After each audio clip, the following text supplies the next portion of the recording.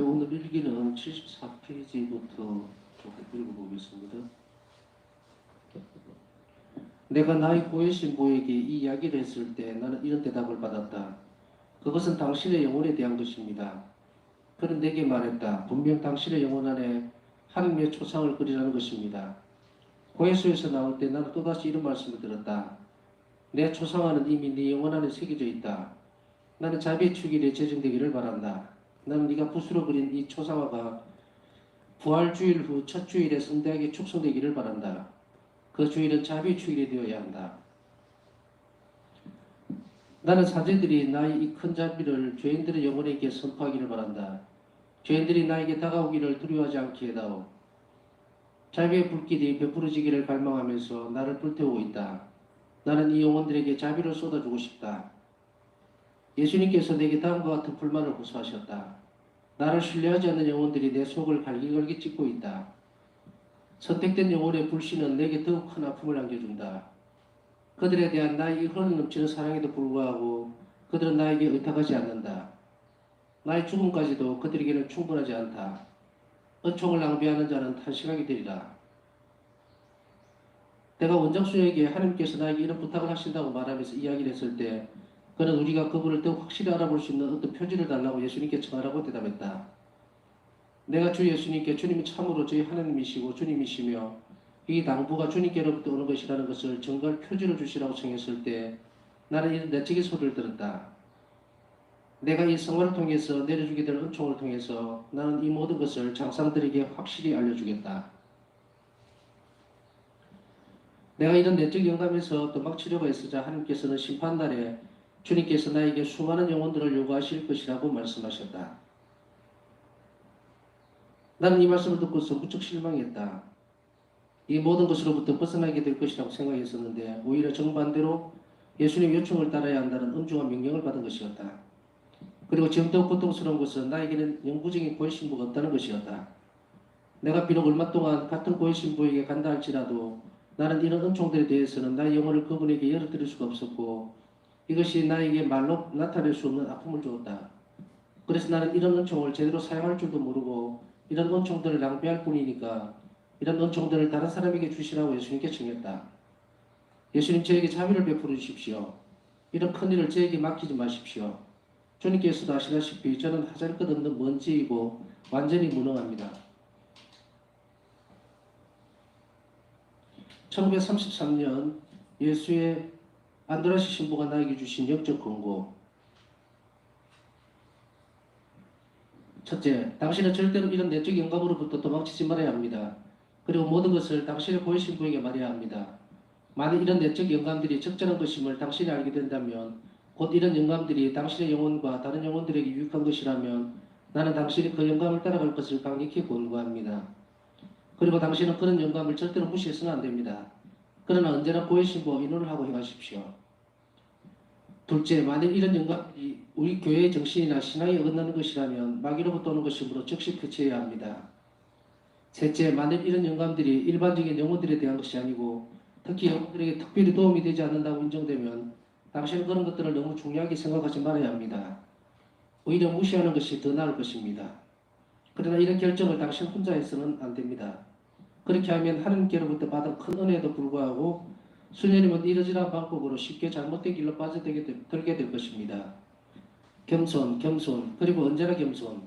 우리는 우리 힘만으로는 아무것도 할 수 없기 때문입니다. 모든 것이 참으로 그리고 순진히 하나님의 은총입니다.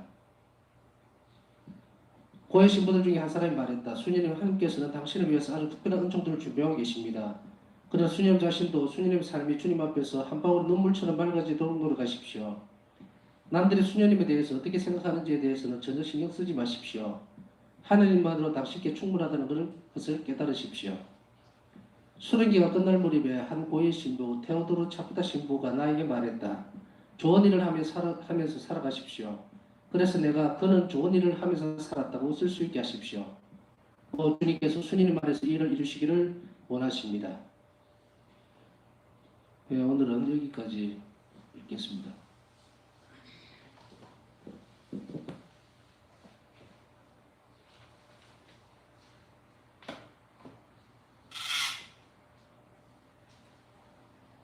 찬교수님, 오늘 날이 많이 덥습니다. 이 앞에 있으면은 사람들 여기가 앞으로 나와가지고 여기는 굉장히 더워요. 지금. 광동면 쓰고 있는 기분, 광동면.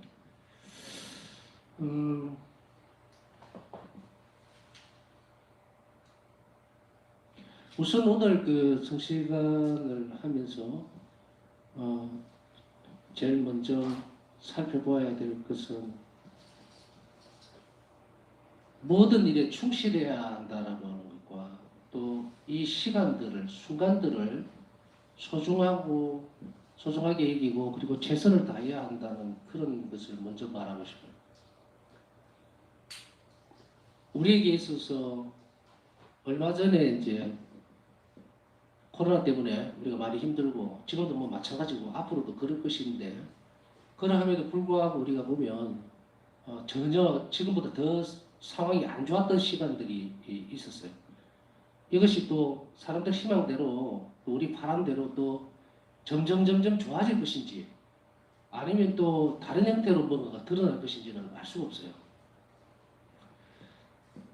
아주 혼탁한 그 세상이면 틀림이 없어요. 한치 앞을 내다볼 수가 없습니다. 지금 우리가 인간적으로 계산할 때는 뭐 11월 달에 되면 이렇게 될 것이다 어떻다 이렇게 얘기하지만 또 실제로 일본에서 보면 일본에 또 변이 바이러스가 또 나오게 되고 몇 가지가 합쳐져서 또 나오고 계속 이제 이런 식으로 가니까 이 불안전한 시대에서 우리가 할 수 있는 것은 무엇일까를 살펴봤을 때 우리에게 있어서는 현재에 주어져 있는 시간에 최선을 다하라는 거예요.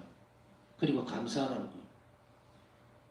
이 시간이 늘 우리에게 다가오는 시간 같지만 사실은 그렇지 않다는 거예요. 언제 박탈당할지 모른다. 언제 뺏길지 모른다. 그렇기 때문에 지금은 한 가지에만 신경을 써야 할 때다. 여러 가지 세상적인 일들이 굉장히 많은데 번잡스러운 가운데서도 특별히 이런 시간들에 대해서 특히 신앙적으로 요구되는 시간들에 대해서는 하나님께서 우리에게 허락해 주시는 이런 시간들을 굉장히 소중하게 잘 다루어야 할 필요가 있다는 거예요. 그래서 지금은 좌우를 둘러보고 정말 1년 반 전이죠. 1년 반 전에 있었던 생활을 생각해서는 절대로 안 됩니다. 태풍이 몰아치고 있으면 배에 꼭 난간을 붙들고 서 있어야지 거기에서 뭘 구경할 거라고 이렇게 내려다봤다가는 그 폭풍에 휩쓸려 들어가기 십상입니다. 지금 시대가 지금 딱 이때예요. 그렇기 때문에 지금은 계속 오늘 성시간 안에서 주제가 될 수 있다면 할 수 있는 때에 최선을 다해서 그 일을 하라는 거예요. 신앙적인 일을 가장 우선 자리에 지금 놓아야 합니다. 그렇지 않으면은 우리가 좀 더 좋아지면 내가 성당에 가야지. 조금 더 뭐 상편이 나아지면 또 상황이 좋아지면 내가 기도를 더 해야지. 이제 그런 거 안 통합니다. 지금 이 시간들이라든지 이게 점진적으로 나아질 수 있는 상황들이 전혀 되지를 못하기 때문에 첫째는 이제는 예수님께 집중해야 할 시간이다. 그리고 두 번째는 그 시간에 대해서 감사드리라는 거예요. 내가 선택할 수 있는 시간이 아니고 하나님께서 선택하신 시간을 잘 보라는 이야기입니다. 오늘 내가 시간이 남아들어서 혹은 여유가 있어서 뭔가를 기도를 해야 되겠고 성체 조별을 해야 되겠고 그렇게 할 시간은 이미 벌써 지났습니다. 어떻게 보면은 인간이 선택할 수 있는 시간을 훨씬 지나서 이 자비 때는 예수님이 선택한 시간이에요. 예수님께서 선택하신 시간이기 때문에 이제 우리가 있어서 내가 이걸 해도 좋으냐 안 해도 좋으냐 선당을 가야 되느냐 또 신앙적으로 뭘 해야 되느냐는 선택의 여지는 지금 완전히 다 없어졌고 한 가지밖에 안 남았다는 거죠. 그건 뭐냐면 예수님께서 부르시는 그것에 답을 할 거냐 안 할 거냐. 이제는 yes 아니면 no예요. 그 위에 어중간한 것은 지금 남아있을 이유가 하나도 없다. 어제 밤에 바울사성경 일기 묵상하면서 그 이야기를 했죠. 어제 일기 내용은 전부 감사하십시오라는 부분이에요. 감사드리라. 감사하지 않으면 그 열매가 절대로 안 맺힌다. 은총에 상응하는 삶을 사는 것은 감사하는 삶인데 그것은 어떤 것이냐면 외적인 것을 다 배제시키면 그 상태에서 이루어지는 거예요. 영적 선이 어제는 시간이 없어서 조금 그 부분을 건드리지는 못했는데 영적 보화에 대한 부분들이 나와요. 어떤 것이 소중한 것인가를 빨리 찾아내는 것. 내 영혼 구원을 위해서 가장 중요한 사실들, 보물. 그래서 그것을 어떻게 선택하고 빨리 걷어내오고 모으느냐의 문제. 문제가 지금 우리에게 주어져 있는데 제가 볼 때는 이런 시간들이 지금 바로 이 시간이다. 세시기도 그리고 성시간 그리고 상본 모시는 물론 이제 신심의 네 가지 형태 중에서 다 필요하고 완전히 반드시 해야 되는 부분이지만 어느 한 곳도 지금 제대로 해서는 소홀히 해서는 안 된다는 이야기입니다. 그렇기 때문에 이 충실성에 대해서 사람이 어떤 일에 대해서 감사하게 되면 무엇이 다릅니까? 이 시간이 정말 나에게 감사함으로 되고 그랬을 때는 우리가 내일 또 다음 주에 이 일이 이 시간이 나에게 주어지지 않는다는 시간 주을 수 있을까? 거기에 대한 질문들을 끊임없이 하게 되면 우리는 이 상황에 대해서 이 시간에 대해서 하나님 나를 왜 부르셨는지 또 나는 왜 이 하나님 앞에 서 있어야 하는지에 대해서 또 그리고 왜 불러주신 이것에 대해서 감사드릴 수 있는 것. 만약에 누가 오늘 아파서 도저히 못 올 상황이었다면 우리 이 자리에 없을 거예요. 그래서 은총에 사모하는 삶을 우리 선택해서 감사드리지 않으면은 그 다음에 다른 사람들이 그 일에 대한 혜택을 받지를 못하는 거예요. 그래서 영적으로 은총의 상태를 우리가 잘 점검하고 그것에 대해서 감사하는 삶을 견지하고 살아가야 되겠다는 생각이 우선적으로 드는 거예요. 그래서 충실성의 문제. 감사한다는 것은 불러주신 것에 대해서 반응을 하는 거거든요. 그건 내가 선택하면 별로 감사할 줄 몰라요. 왜냐하면 내 손아귀에서 내가 결정하고 내가 선택한 것이기 때문에 그것에 대해서 감사 잘 안 합니다. 당연한 것으로 받아들여요. 그러나 초대해 주신 예수님에게 초점이 맞추어지고 주도권이 예수님에게 있을 때에 너 오너라 했을 때 예라고 했을 때는 감사함이 따라오게 되는 거죠. 내가 선택하면은 내 권리고 내 한데 속해 있는 것이기 때문에 감사드리지를 못합니다. 이제 신앙생활에 공은 어디로 넘어갔다? 예수님에게는 완전히 넘어가 버린 거예요. 2000년 동안에 예수님은 이 교회를 통해서 사람들에게 선택할 수 있는 기회를 계속해서 주었어요. 그러나 사람들은 선택하지 않았다.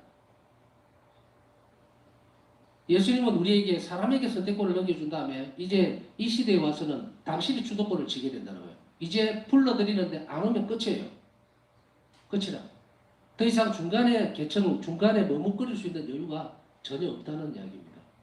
그래서 우리가 지금 이제 선택되어져 있는 그 부분들을 우리가 잘 생각한다면 우리는 하나님께서 나에게 어떤 것을 주시는지 예수님께서 왜 나에게 이것을 주셨는지에 대해서 깊이 있게 묵상을 해야 됩니다. 그것은 출발은 아까 얘기했듯이 반복되지만 감사하는 마음이 시작되지 않으면 하나님 초대를 제대로 읽을 수가 없어요. 당연한 듯이 미사 참여하는 것도 당연하고 내가 신앙생활을 하는 것도 당연하고 내가 사는 것도 당연하고 내가 밥 먹는 것도 그렇고 오늘 하루 내가 움직이고 여기 오는 것조차도 당연하다고 생각한다면 아직까지 우리는 그 권리를 어디에서 갖고 있다? 내가 갖고 있다. 내가 갈 수도 있고 안 갈 수도 있다고 착각을 하는 거예요. 올 수 없음에도 불구하고 불러주신 것에 대해서 생각하지 않고 내가 선택했다고 착각하면 감사하는 생활이 될 수가 없어요. 어떤 은총도 그 사람 안에서 작용을 할 수가 없다. 그래서 바로 이러한 지점들을 중심으로 해서 우리가 감사할 수 있는 일을 삶으로서 살아가야 된다. 이 말은 어디하고 연결이 되어지느냐? 제일 끝에 읽어드렸죠. 수련기가 끝날 무렵에 테오도로 차프다라는 신부가 나에게 말했다. 좋은 일을 하면서 살아가십시오. 그래서 내가 그는 좋은 일을 하면서 살았다고 쓸 수 있게 하십시오. 주님께서 수년이 만에서 이 일을 이루시기를 원하십니다. 바우사 성녀에게 하셨던 이 고해 신부의 말이지만 이것은 예수님이 우리에게 바라시는 말씀과 같습니다.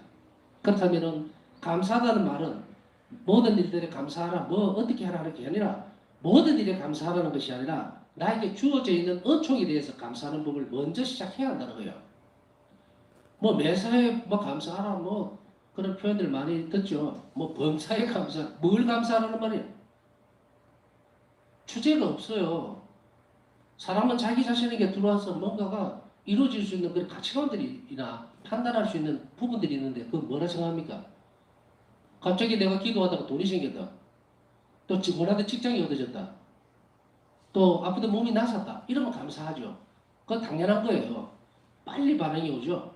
그런데 내가 오늘 기도할 수 있도록 초대되어졌고 미사 참여할 수 있고 영성치 할 수 있는 곳으로 가는 초대받은 그 은총에 대해서는 감사할 줄을 모르는 거예요.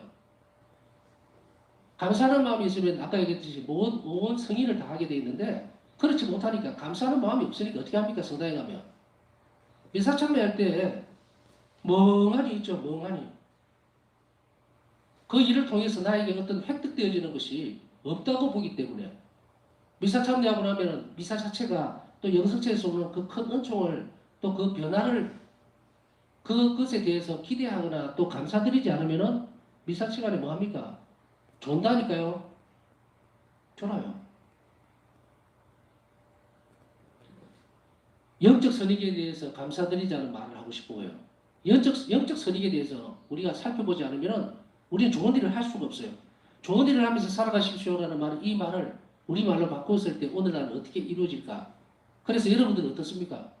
내가 죽고 나면 다른 사람들이 저 사람은 김말동이라는 저 사람은 참 좋은 사람이었다. 착한 일을 하고 좋은 일을 하고 갔다라고 쓸 수 있을 것 같습니까? 그래 자신 있어요? 자신이 없다면 그렇게 해야 합니다. 우리는 이 말을 바꿔놓으면 우리 한 생애가 언제 끝날지 모르지만 끝났을 때 누군가가 저 사람은 참 자비로운 사람이었다라는 소리가 나올 수 있도록 그렇게 살아가는 이야기예요. 그 사람 한 생애가 주님 보시기에 참 자비로운 사람이었다라고. 그리고 예수님께서 이 일을 우리 안에서 이루시기를 빕니다. 이 말이에요. 바우사 성령에게 하셨던 그 말씀은 바우사 성령 개인에게 주어져 있는 말이 아니라는 걸 우리가 알겠죠. 왜냐하면 예수님께서 이 일기를 쓰라고 하셨을 때는 이 일기를 기록하여라. 그리고 모든 사람들이 내 자비에 대해서 알게 하라. 이랬기 때문에 이거 우리 각자에게 다 해당되는 말이에요. 그러다면 우리 첫째 이 성시간 안에서 어떤 것을 묵상하고 결심해야 합니까? 하나님께 감사드리는 삶을 사는 사람은 받은 은총에 대해서 특별하게 생각하기 때문에 그 일을 어떻게 합니까? 실행하거든요. 실행하는 것이 거기에 대해서 우리는 무엇이라고 생각합니까? 그 자비로운 거예요. 선한 것, 좋은 것. 결국 좋은 것이라고 하는 것은 한마디로 압축시키면 자비로운 거예요. 전에도 일반적인 선성에 대해서 하고 그 다음에 자비에 대한 차이를 이야기를 했기 때문에 그것은 희생적 결과물이 들어가면 자비라고 그랬죠. 자기 자신의 희생이 들어갔을 때에 바로 그러한 것들이에요. 그리고 그 반론은 어디다? 바로 예수님을 사랑하기 때문이어야 되는데 그래서 우리가 한 나무를 이렇게 생각을 하면 표현하듯이 자비는 열매고 사랑은 꽃입니다. 우리가 꽃을 보면은 꽃이 먼저 피죠. 열매가 먼저 맺고 꽃 피는 게 있어요. 뭐 식물은 잘 모르긴 하지만 상식적으로는 없지 싶고요. 꽃이 먼저 피죠. 그 다음 열매를 맺는다고. 보여지는 것 안에서 열매는 우리에게 풍족감을 주고 꽃은 아름다움을 주죠. 이 사랑은 꽃이에요. 그러나 꽃만 피고 열매를 못 맺으면 어떻게 됩니까? 무화과나무 같이 잘라버리겠죠. 표징적인 부분이거든요. 우리가 꽃을 뭐 아주 일반적으로 얘기를 해보자고요. 일반적으로 얘기했을 때 뭐 꽃을 먹을 수도 있죠. 근데 그걸 떠나서 나무에서 꽃이 피면 그 꽃을 먹는 사람은 없고 열매를 따먹잖아요. 왜? 감꽃이 피면은 감꽃은 뭐 크게 소용이 있는지 없는지 뭐 억지로 먹으려면 먹을 수는 있겠지만 그걸 바라지 않고 감을 따먹잖아. 감을. 그러면 감은 어디로 들어가요? 뱃속으로 들어가죠. 자비는 우리가 안에 들어와서 쉽게 표현하면 느끼는 거거든. 꽃을 바라다 보는 거예요. 이 사랑이거든. 사랑을 보면은 열매를 맺겠구나 하는 생각을 하게 돼 있어요. 그래서 우리는 그것에 대해서 어떻게 생각할 수 있느냐? 사랑 자체는 바로 꽃으로서 드러나지만 표징이죠. 꽃으로 드러나지만 그게 내가 따서 먹었을 때는 내가 자비를 느끼는. 그래서 우리는 자비를 느끼는 그 순간에 우리는 어떻게 표현합니까? 하나님은 사랑이십니다. 이렇게 표현합니다. 부모가 자식에게 하던 그 행위들을 우리가 잘 살펴보면 금방 알 수가 있어요. 부모는 자식에게 뭘 줍니까? 사랑을 줍니까? 아니에요. 자비를 줘야 돼요. 자비로. 그래서 부족한 것을 채워주고 악한 것을 빼내주는 거. 엄마가 희생적인 부분이 들어가 버리니까 악이 제거가 되죠. 그래서 아이는 건강하게 잘 자랍니다. 그러면 이 아이에게 있어서 받아들이는 쪽은 또 인지하는 것은 자비거든요. 그러면 이 자비를 입은 아이의 입에서 뭐가 나오냐면 어머니는 참 자비롭습니다. 그런 게 아니고 어머니는 나를 사랑하는 거라 이렇게 해요. 그래서 좋은 일을 하면서 살아가는 이 말을 우리는 첫째 자리에 놓아둬야 됩니다. 근데 좋은 일을 하면서 살아가는 첫 번째 단계는 뭐냐면 아까 얘기했듯이 하나님께 감사하십시오. 감사가 출발이 돼야 돼요. 감사하는 사람은 어떻게 합니까? 표현을 하게 돼 있거든. 특히 하나님께로부터 오는 은총에 대한 감사는 다른 사람에게 전달하려고 애를 씁니다. 그게 뭐냐? 자비로움을 내가 자비를 입었다고 느끼기 때문에 이웃에게 자비로운 사람이 되도록 애를 쓰는 거예요. 그래서 이 말을 우리는 잘 묵상하면서 좋은 사람에게 내 전에 한번 성시간 하면서 그 말씀을 드렸을 거예요. 밤에 파우스타스 일기하면서 일기에 드러나는 주제는 아니지만 그냥 제가 묵상하면서 느꼈던 주제를 하나 던져준 게 뭐냐면 나는 좋은 사람인가? 라고 질문을 하나 던진 적이 있어요. 아마 한 몇 달 됐을 거예요. 나는 좋은 사람인가? 라는 질문을 던졌는데 오늘 좋은 일을 하십시오라고 좋은 사람은 좋은 일을 하게 돼 있죠. 본질적으로 나는 좋은 사람인가에 대한 묵상을 해야겠죠. 예수님 앞에서. 그리고 내가 좋은 사람이 되기 위해서 뭘 해야 되는가 하면 답은 아까 얘기했듯이 자비로운 사람이 되도록 애를 쓸 것. 그러나 그냥 자비로운 마음이 나올 수 있는 게 아니에요. 그건 오로지 하나님 은총에 달려야 된다. 그렇다면 어떻게 해야 된다? 받은 은총에 대해서 감사하는 마음을 가져라. 그러면 그것에 대해서 하나님 은총이 어떻게 된다? 발동이 걸리겠죠. 그러면 그 은총이 우리에게 작용을 해서 좋은 일이 이루어지는 거예요. 이거는 바울 사도에게서도 분명히 드러나죠. 상호작용에 대한 것. 서로가 어우러져서 좋은 결과가 나올 것입니다. 하나님 앞에서. 그러면 아까 얘기했던 이 계단이 서로가 잘 조화를 이루면 된다. 그래서 좋은 일을 하십시오라는 이 말을 우리가 한번 첫 번째 주제로 삼고 묵상을 해 보아야 되고 내가 좋은 사람이 못 되면 좋은 사람이 되도록 해달라고 청해합니다. 그리고 항상 오늘 이 부분에서 좋은 사람은 어떻습니까? 모든 일에 대해서 감사를 다 드리기 때문에 세밀해집니다. 그래서 아까 얘기했듯이 내가 시간이 남아서 오늘 자비기도를 바칠 수 있는 게 아니고 자비기도를 바칠 수 있도록 주님께서 주셨다는 것에 대해서 감사를 드리게 되면 그 기도의 본질이 바뀌게 되죠. 왜냐하면 아까 말씀드렸듯이 내가 선택한 것이 아니고 하나님이 선택한 것에 예라고 대답을 하는 것이 바로 그 부분이기 때문이라는 거예요. 자, 그 다음에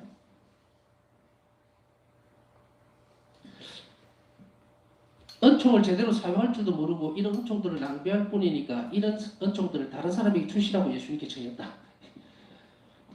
이 부분은 참 두 번째 볼 수 있는 부분은 공감대가 굉장히 많이 형성이 됩니다. 늘 갈등을 일으키면서 얘기를 하고 또 하는 내용들이에요.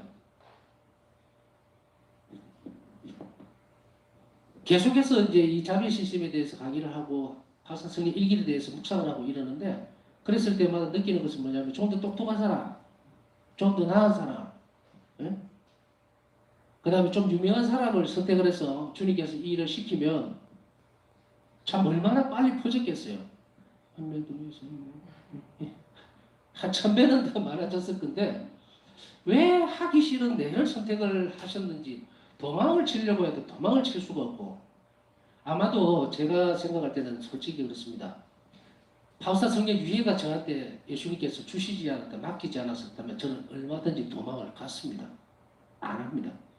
왜? 내 혼자 해도 되는데 내가 혼자 알고 있고 내가 생각하고 내가 느끼고 내가 알고 있는 하나님을 따라서 조용히 살면 돼요.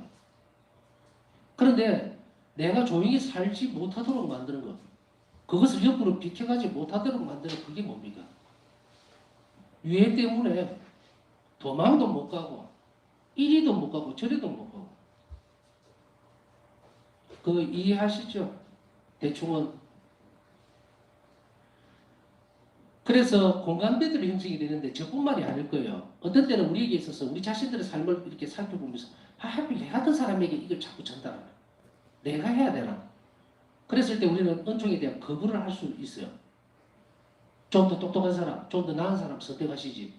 왜 내한테 이렇게 하나? 근데 그 안에 그 영혼 안에 이미 갈등이 두 가지가 폭발적으로 일어납니다. 하지 않으면 안 되도록 만들면서도 하려고 하면은 자격지심 같은 것도 생기고 저 사람이 혹시 네가 뭔데 속된 말로 네가 뭔데 그런 이야기를 할 자격이 있나 이렇게 파고 들어와 버리면 이제 안에 들어있는 열정은 전달해야 되겠다는 것은 하나님께서 받았으니 그것을 감출 수는 없고 하자니 부딪히고 이러니까 이제 파우스타 성령에게 있어서 일어나는 이런 갈등들은 우리에게도 전부 다 드러날 수 있다는 문제입니다. 그래서 파우스타 성령은 아까 했던 다섯 얘기 말씀을 드릴게요. 이 은총을 다른 사람에게 주시라고 예수님께 청했다. 힘든 부분이에요. 수도 없이 많은 뜻들. 그런데 하느님은 절대로 여러분들에게 삶에서 이 하나님 은총에 대해서 절대 거절하지 마라. 밀어내지 마라. 왜냐하면 더 많은 걸 시킵니다. 그냥 쫓겨난 거 시킬 때 팔팔 따라가야지 안 한다고 막 아둥바둥하면 1 플러스 1이에요. 1 플러스 1 돼갖고 더 많아져 버려요. 여기 왔을 때도 비정집으로 와서 그냥 조용히 비정집이니까 내가 선택할 수 있는 거는 손님들 오면 뭐 손님들이가 표현하겠습니다. 신자들 오면은 신자들 신부님 강의 하나 해주세요. 이러면 예 알았습니다. 준비한 거 하나 해주면 끝이에요. 일주일이 편안해. 그런데 내가 그 선택을 하면 되겠지라고 생각하고 다른 사람들이 다 하지 않겠나 하고 미뤄놓았더니 이게 웬 날벼락이요. 박사성이 일기를 하루도 빠짐없이 계속 강의하도록 만들어버린 거예요. 이거는 철로 위에서 달리는 기차와 같대 멈출 수가 없어. 이건 뭐 자기가 문제고 뭐고 없고 밀어붙이는 거예요, 하나님은. 그러니 종착지까지 가야 돼요. 여러분들의 삶에 있어서도 마찬가지입니다. 주어져 있는 작은 일에 충실하고 내가 비천할수록 내가 미천하다고 느낄 때 또 혹은 내가 전달했을 때 하나님 자비에 대해서 얘기해 줬을 때 그 사람이 나를 비난하면은 기분 좋아라 해야 돼요. 솔직히 기분은 안 좋지만 왜?